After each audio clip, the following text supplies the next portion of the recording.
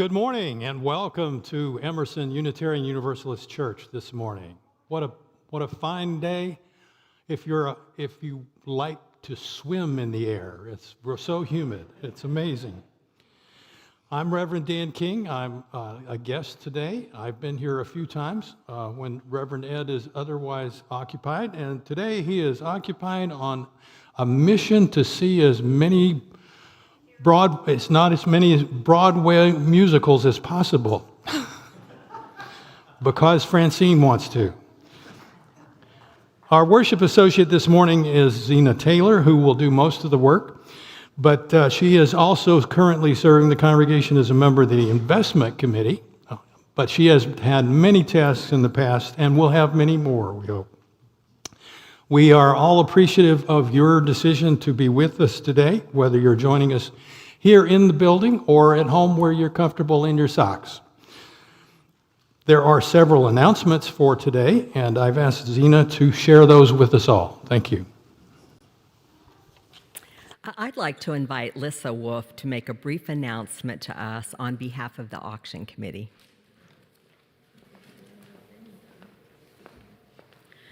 Hello, Emerson family. Hello. Our Life is a Cabaret Party and Silent Auction is coming up on May 17th from 6 p.m. to 9 p.m. And we need your help to make sure that it's a wonderful success. Silent auction donations are still needed, as are sponsorships. Money, money, money. Please use the forms on the auction table or online to register your donation, set up your sponsorships, or purchase tickets. Or talk to one of our tech-savvy, amazing auction committee members. Anybody out there? I know that we have a few people away. In the coming weeks, we will be asking for setup and cleanup volunteers, i.e. volunteers so that you aren't voluntold. Tickets are only $10 per individual or $20 per family. We hope you will enjoy us. Please bring a friend. This is both an opportunity for fellowship and attracting new members to our fabulous community. See you at the party.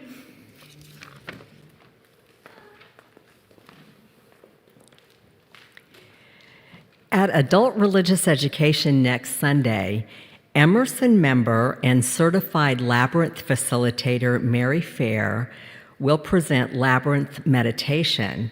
Join us to learn about the centuries-long history of the Labyrinth as a tool for meditation, relaxation, and spiritual practice. We'll meet in room 205-206 at 10 a.m. Normally, many of us go to lunch together after church for Lunch Bunch, an informal opportunity for continued fellowship. Today, however, we're canceling Lunch Bunch because we have a special celebration after the service, which we'll tell you more about in just a little bit. Each Sunday, members of our lay pastoral ministry team, the LPMT, are here in the sanctuary during and after the service to listen to any immediate pastoral care needs and assist you with connecting to additional pastoral support if you like. You can tell the members of the LPMT by their yellow name tags, and several are here today. If you're on the LPMT team and you'll be available to talk with folks in the event that today's service or anything else in their life is causing concern, could you please wave your arms around now so folks can identify you? Good, thank you. We welcome our visitors who may be among us in person this morning. You should have been offered a welcome kit when you arrived. If you were not and would like one, please ask anyone in the gathering place to direct you to the membership team, who will be happy to get one for you. If you're interested in receiving more information about Emerson and all of our activities, you're invited to complete the yellow card, which should be in the pew in front of you. Our membership team requests that you fill in both sides of the card. You can place the card in one of the offertory baskets at the front or the back of the church, either during the offering or after the service. And welcome to Emerson. We're delighted that you're here. And now, please enjoy our prelude as we formally begin our service.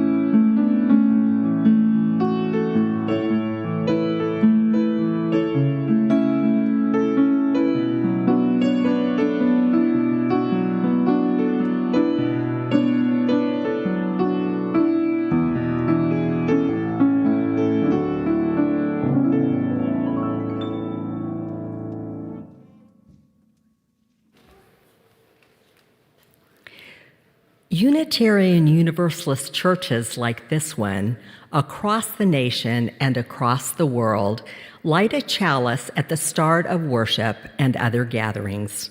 I would like to invite Anne May to light our chalice here in the sanctuary this morning.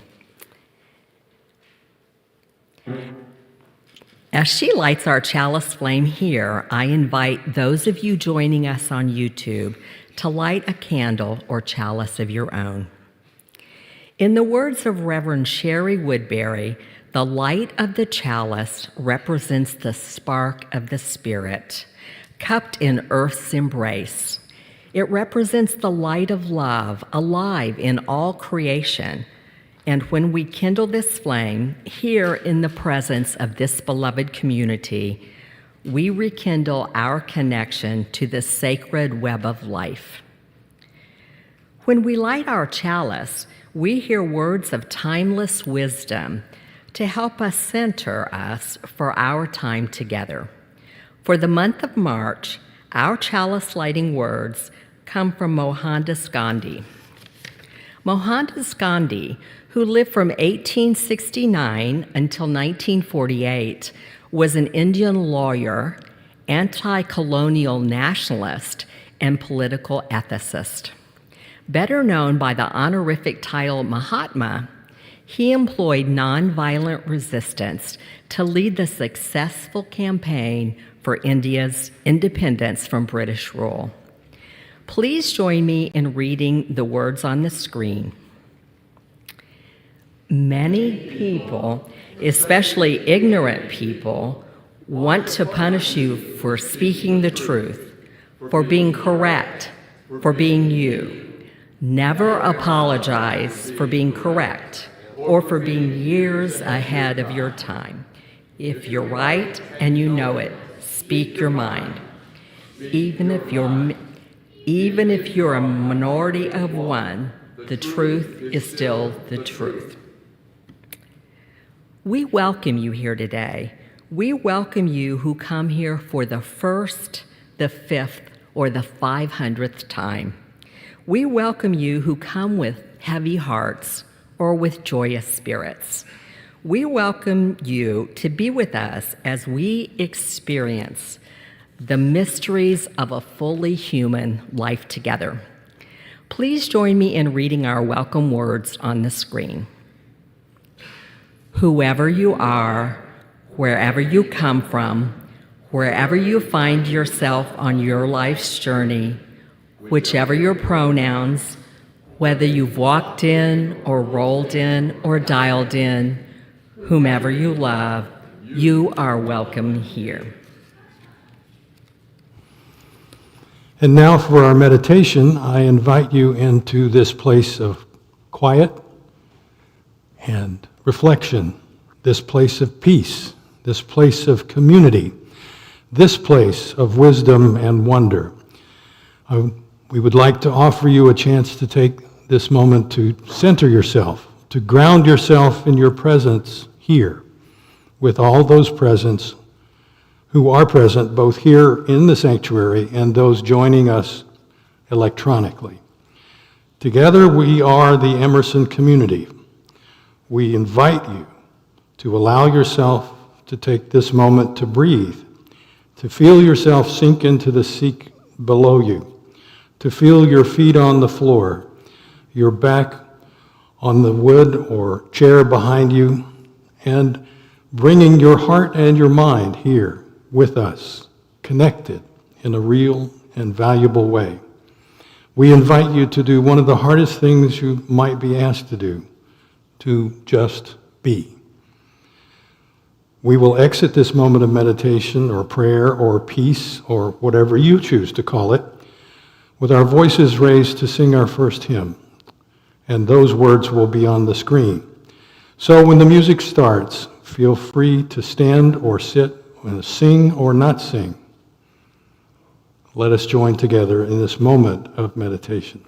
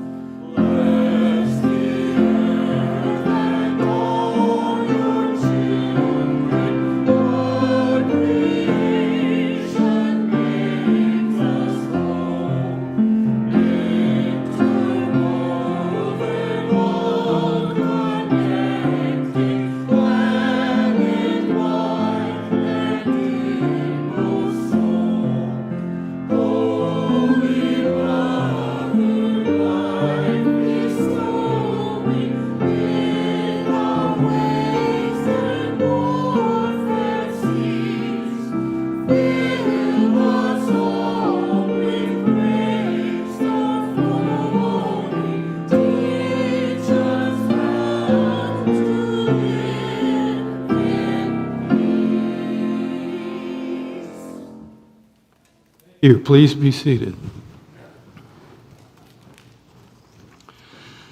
Today we have a very special celebration. The longtime member Dodie Messer Meeks, who has been a member of Emerson since the last century, is turning 100 tomorrow.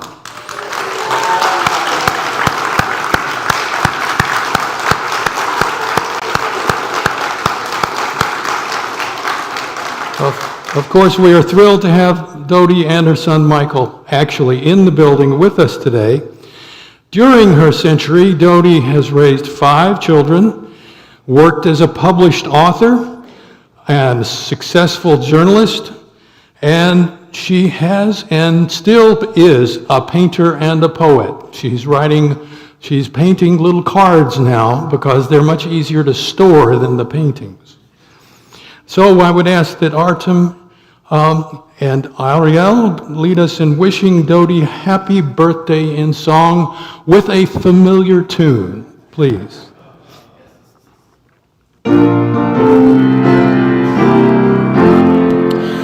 Happy birthday to you. Happy birthday to you. Happy birthday, dear Dodie. Happy birthday to you.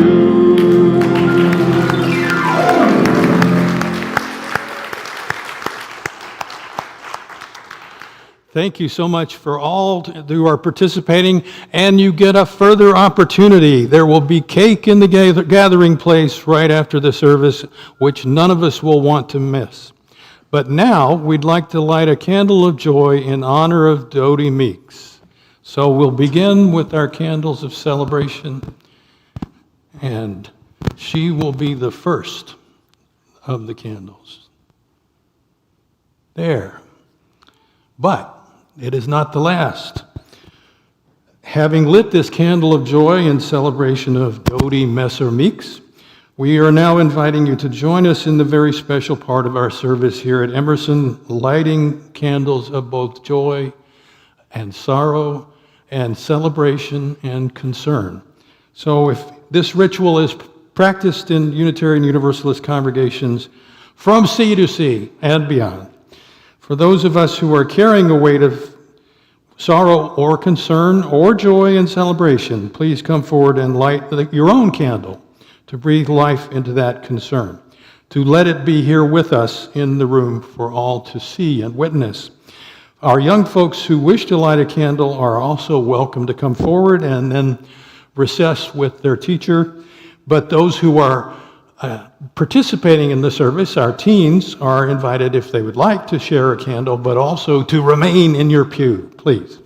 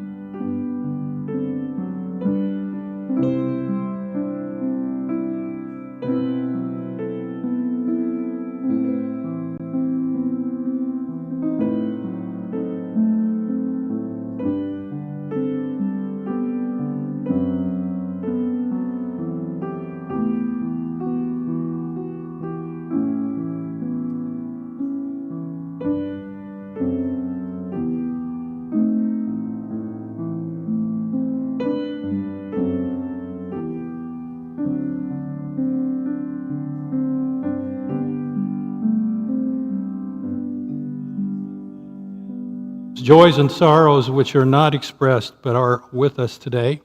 I will light a final candle. Oh, maybe not a final. There's one more. Let's do this. Okay. Certainly.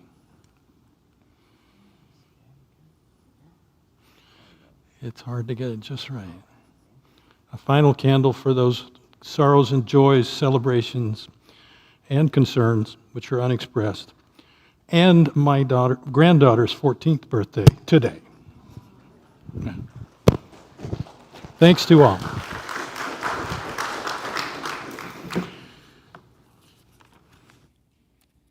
We acknowledge today that our history is a shared and harmful one in some ways. Our congregation's buildings are situated on the home of the Karankawa and the Atakapa peoples, who were here for at least 2,000 years before European settlers arrived, and very nearly brought about the end of those civilizations.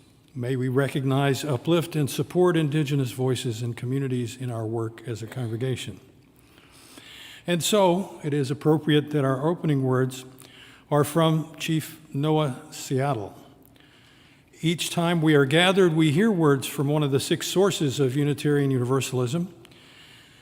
And today we hear words attributed to Chief Noah Sealt, known as Chief Seattle, who lived from the 1780s to 1866 and was a leader of the Duwamish and Suquamish peoples. The city of Seattle is, of course, named for him. So we would ask you to join in this responsive reading. Your italicized words are on the screen. This we know. The earth does not belong to us. We belong to the earth. This we know. All things are connected like the blood which unites one family. All things are connected. Whatever befalls the earth, befalls the earth. We did not weave the web of life. We are merely a strand in it. Whatever we do to the web, we do to ourselves. Thank you. Emerson's purpose statement is, "Our beloved community of faith, reason, and affection welcomes all to grow in mind and spirit as we build a better world." We remind you of it each week by stating it right on the front of the order of service. We live out our purpose in many different ways.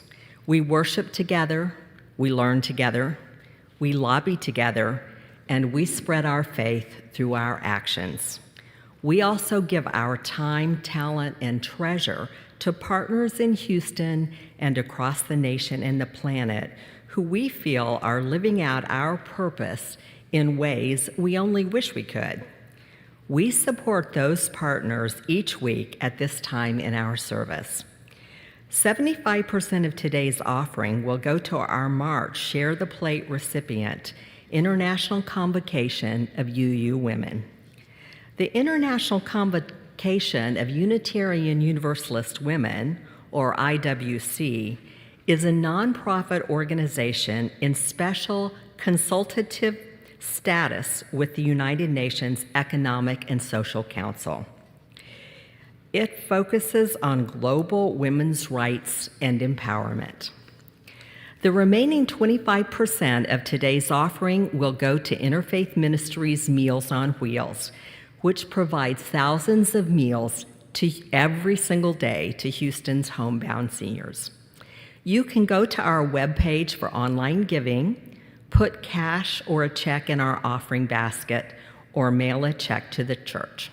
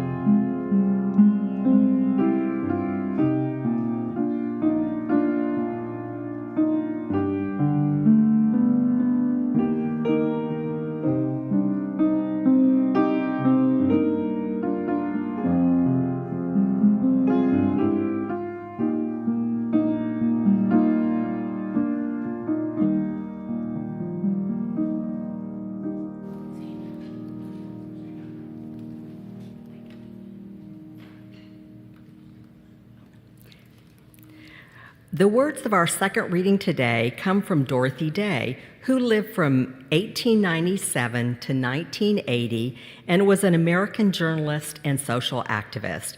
She was one of the founders of the Catholic worker movement. People say, "What is the sense of our small effort?" They cannot see that we must lay one brick at a time, take one step at a time. A pebble cast into a pond causes ripples that spread in all directions. Each one of our thoughts, words, and deeds is like that. No one has a right to sit down and feel hopeless. There's too much work to do. Zena, we are bringing in MC Swearingen to do our historical note today, which I skipped over because it's a lot of things. Thank you. Good morning. Good morning. Another organization that acknowledges that they meet on land that was never given or sold to them by Native Americans is called Seed Change, SEEDCHANGE, in Canada. And I don't know where my paper is, so I'll just wing it here. I'm going to tell you about a woman named Lada Hitchmanova. She was born in Czechoslovakia before the Nazis came to power. So as she grew, she saw the Nazis gaining more and more power. She was Jewish, and she went to university in Prague, Czechoslovakia. She was pretty sharp with languages, and so she learned 5 more than she spoke as a child. She was a freelance journalist, and so she wandered around Europe, writing pieces, submitting them, and seeing what was going on in Europe. During that time, her parents were put on the train to go to Auschwitz, and she never saw them again. Now, Ms. Lada Hitchmanova was a lot smaller than I am. She was shorter, and she weighed less. And so when she was moving from place to place, food was rather hard to find. In fact, during the war, farmers suffered and fields suffered both. So one day she was standing in a bread line and she fainted from hunger. She was taken by observers to a clinic which happened to be run by Unitarians. And that's where she learned about Unitarianism. While she was in Europe, she saw a lot of children who had been orphaned. Their fathers had died in the war, their mothers had been taken away, who knows? And these children were hungry and suffering, and she responded. These scenes of suffering led eventually to her working for the Canadian Unitarian Service Committee. And on that job, she noticed that travel from country to country was easier for people in uniform. So she got a second-hand Army nurse's uniform, took the insignia off, put on the words Canada on her lapels, had a used military hat remodeled for herself, and guess what was on her right shoulder? The patch showing the chalice. She traveled for years, going to Europe twice. She resided in Canada eventually, and she set up an organization which was the Service Committee of Canada for the Unitarians, and now this organization is called Seed Change. Go to the website, look up Seed Change. It's what we should be doing today. Thank you, MC. It's wonderful to know this person. I had not heard her story before. Today, we were asked to bring forward a service focused on the 7th principle, on the interdependent web of all existence, and consciousness about the environment. And who better to bring us to that point than some of our teens, our coming of age class, and several of them have chosen to participate by presenting readings before and after the sermon today. So I would invite those who are participating to come forward now, and please share your name as you come forward. Thank you.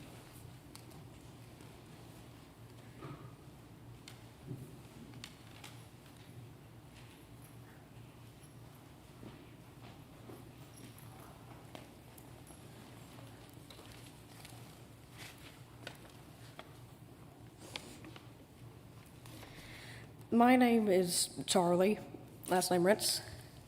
So, active hope is not just wishful thinking. Active hope is not waiting to be rescued by the Lone Ranger or some savior. Active hope is waking up to the beauty of life, on whose behalf we can act. We belong to this world. The web of life is calling us forth now. We've come a long way and are here to play our part. With active hope, we realize that there are adventures in store, strengths to discover, and comrades to link arms with. Hello, I'm Grant. Active help is a readiness to engage. Active help is a readiness to discover the strengths in ourselves and others. Active help is a readiness to discover reasons for hope and occasions for love. A readiness to discover the size and strengths of our hearts, our quickness of mind, our steadiness of our pursuits, our authority, our love for life, and the liveliness of our curiosity, the unexpected deep well of patience and diligence, the keenness of our senses and our capability to lead. None of these can be discovered in an armchair or without risk. Thank you.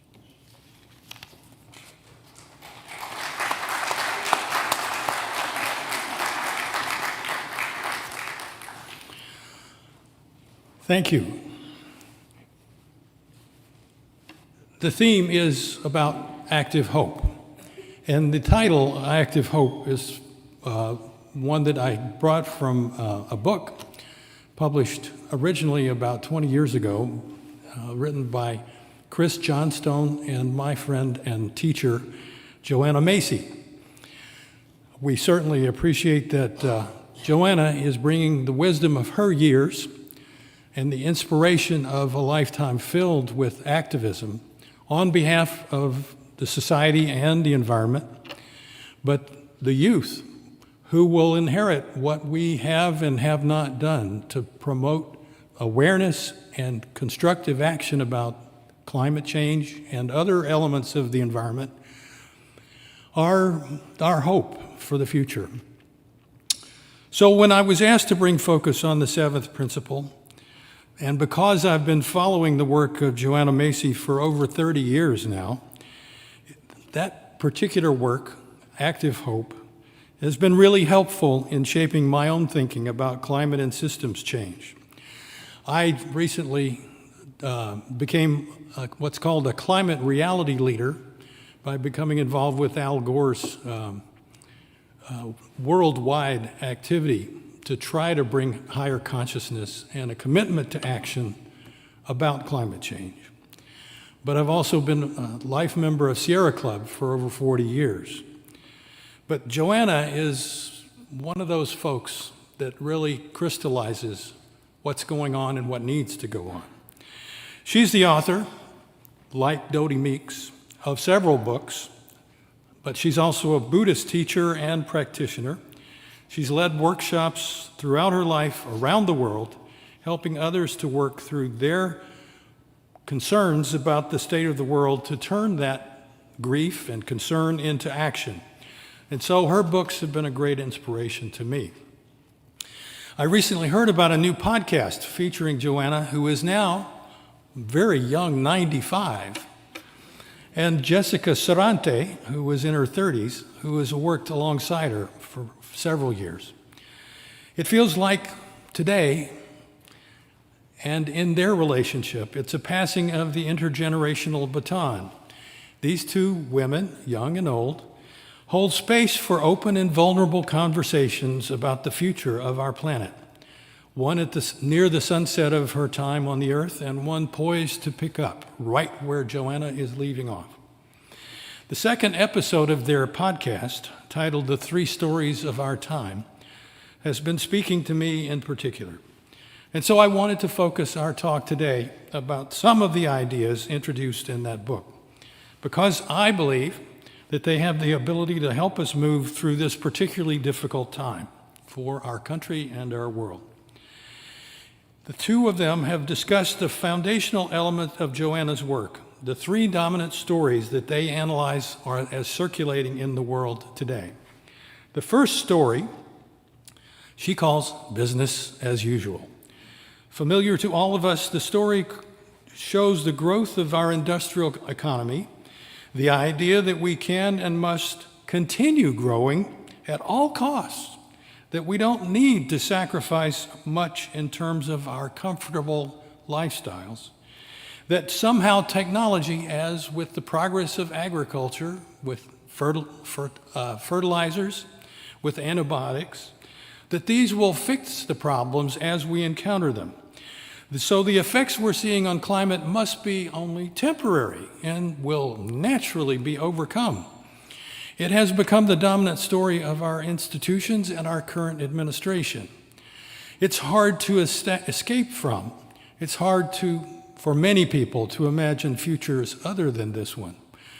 But the second story is what Joanna calls the Great Awakening. The Great Unraveling. This is the story that has been told by climate scientists and those who are blowing the whistle on business as usual, my friends in the Sierra Club. It tells the story of the coming collapse of our ecosystems, the devastation and exhaustion of our soils, the warming of our atmosphere and oceans. It warns of the possible collapse of the Earth's ability to sustain life as we know it. Joanna says she likes the term unraveling because systems don't just suddenly fall over dead. They begin to fray, progressively losing coherence, integrity, and memory. And so that's what this story, The Great Unraveling, is telling us of the story and the undeniable fraying of the world through the business as usual framework. We know this story, that there might be a great unraveling, but many of us who are concerned don't know how to contend with it, because it can carry with it a lot of what Joanna has encountered as grief, hopelessness, and paralysis. But the third story, the focus of most of Joanna's work for the last 45 or 50 years, she has come to call the Great Turning. It's the story that charts the way toward a life-sustaining society. She has called it the great adventure of our time. It is already well underway in certain areas of the earth, often at local and grassroots levels, where people are finding new ways of living with each other and compatibly with the earth. Joanna has said that she believes this moment of transition to be on the same magnitude as the shift in ancient societies from hunter-gathering to the agricultural society, which she terms a hinge moment in our human history. It would also involve a large-scale shift in our collective consciousness, how we see ourselves and the world, from seeing the universe as something outside of us and thinking of ourselves as atomized, separate individuals, toward viewing the world as a whole and conscious system. This would also involve the shift to viewing the world as something we are fundamentally a part of, something that lives within us as we live within it. It's a story of reconnection, of changing course from the path we are currently on towards something different.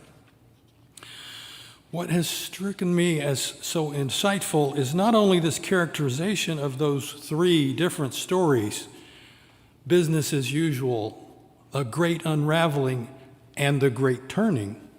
It's something that has been said by the younger person, Jessica Sarante, about how she has shifted her thoughts about all three of these stories and how they might play out. She says, when we hear them laid out like this, our impression might be that we must somehow reject the first two and move toward accepting the third. That it's about one story winning over the other two, that we have choices about linear futures to inhabit, and we must make the right choice. Joanna says if we choose to accept and pursue business as usual or the great unraveling, it doesn't necessarily mean that it's happening at the expense of the great turning, because all three of these stories will be unfolding simultaneously on different scales, different levels. But our world, they say, Jessica and Joanna, that the world is far too complicated. Everything is interrelated. Our interdependent web, we know that. It's too complicated for one tidy story to eclipse all of the other two. In some ways, business as usual will probably continue into the future. We likely won't see some kind of dramatic fall of the entire economic system and all of our current institutions immediately replaced by something different. But the great unraveling will also play out at other scales. There will be devastation. We have seen it already of some aspects of our environment. There is loss of life, and there will be more, both human and non-human. We will not get out of this unscathed, but we will also likely not see a life-ending apocalypse in the near future either, unless some people decide they're going to push buttons when they shouldn't. The great turning will unfold at yet another scale, Joanna says. Our human societies will have to gradually come together to creatively contribute in their own ways to the creation of life-sustaining societies. All of those stories will most likely exist together, interplaying with one another. Co-arising is what the Buddhist mentality tells us, the Buddhist consciousness. Based on what actions are taken in our present, they will interplay with each other. And in that, some consciousness of that possibility is comforting to me. I hope it may be to you. But the question is about how we will work within all of these stories. Most of us cannot escape the realities of business as usual entirely by moving to some faraway eco-commune cut off from civilization. There isn't room for all of us in Costa Rica. They're just not. We must hold down jobs, save for retirement, pay taxes, and contend with our own political system, its imperfections, its impacts, its short-sightedness. We also must contend with the grief and suffering and anxiety that is uncovered by the great unraveling. Accept, but not ignore, the realities of our current world. And if we desire the creation of an ecological, life-sustaining world, we must figure out how to dedicate our lives to bringing about the great turning. We have to exist in all these stories at once without getting lost in business as usual and the great unraveling. So I share the feeling that it's not enough. I think that's why I was approached to bring this message to you today. It is a beginning, though, that we can build on with consciousness, because no one knows what will happen in what appears to be a suddenly destabilized America. But we do know that we can choose to have a role in what happens. And it's possible we can determine at least some of what happens. The saying, don't ask what will happen, be what happens. To be what happens would mean that millions of us would need to start participating, gathering up our friends to form affinity groups, joining the organizations and actions that we believe in and with which we share ideals and values, like the Unitarian Universalist congregation you are a part of. by supporting these youth groups that are bringing consciousness to the teens as they come to maturity, because they will have both the burden and the responsibility for the times to come. But immediately we can begin to create pressure as shareholders or employers or employees, and as congregations, and as members of the public. And those of us who have expertise, who can speak with authority and credibility, must take that on. Because speaking up is part of building momentum, as Gandhi said, speaking truth. With elected officials, in letters to newspapers, for those who still read newspapers, online, social media, in conversations, though, with the people who are in our neighborhood, people that we encounter. We must speak up to say the truth, to affirm human rights, the rule of law, the value of organizations like the EPA, the weather people, the NOAA, and the people who actually regulate the airplanes that we fly in, and all those other federal institutions that affect us directly, but also the ones that affect the world.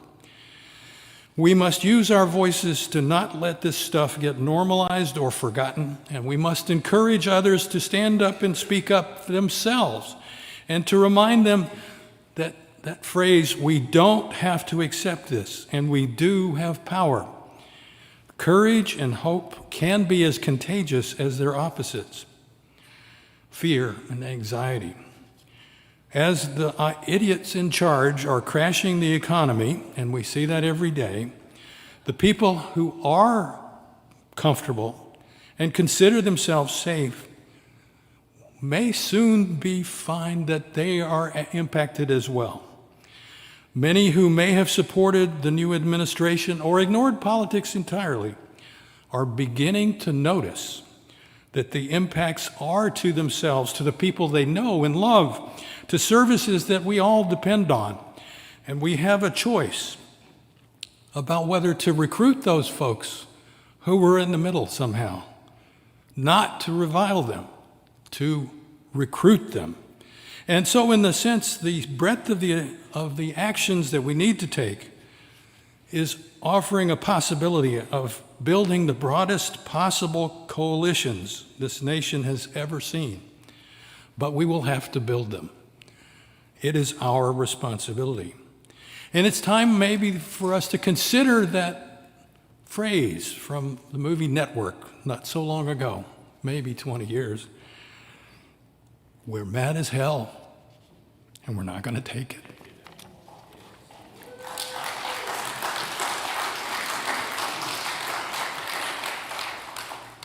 Great change and uprisings are often both carefully prepared for and essentially unpredictable. It's as if the fuel has been gathered for a bonfire, but a lightning strike suddenly ignites it. You can gather the wood, but you can't predict the lightning. We must be gathering wood. And perhaps with our efforts, we can also provide the lightning that is needed to save our planet. And then we can listen for the thunder we heard in our song. So I ask the teens who have agreed to come and share some readings to come forward now for our closing quotes about the environment.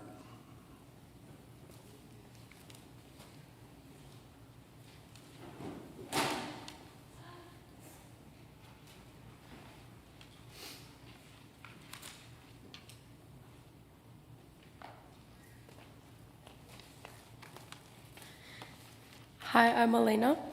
When you act on behalf of something greater than yourself, you begin to feel it acting through you with a power greater than your own. This is grace. As we take risks for the sake of something greater than our separate individual lives, we can feel graced by other things and by the earth itself. Those with whom and on whose behalf we act give us strength, eloquence, and staying power that perhaps we didn't know we had.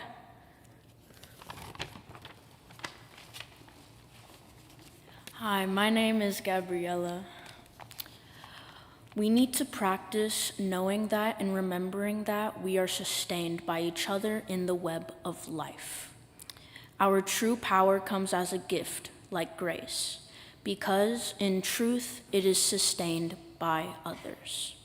If we practice on the wisdom, beauty, and strength of our fellow humans and our fellow species, we can go into any situation and trust that the courage and intelligence required will be supplied.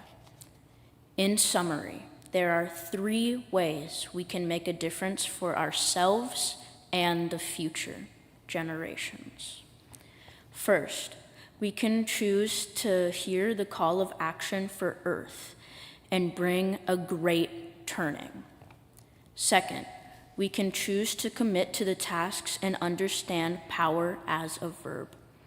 Third, and most important, we can work together to multiply our strength.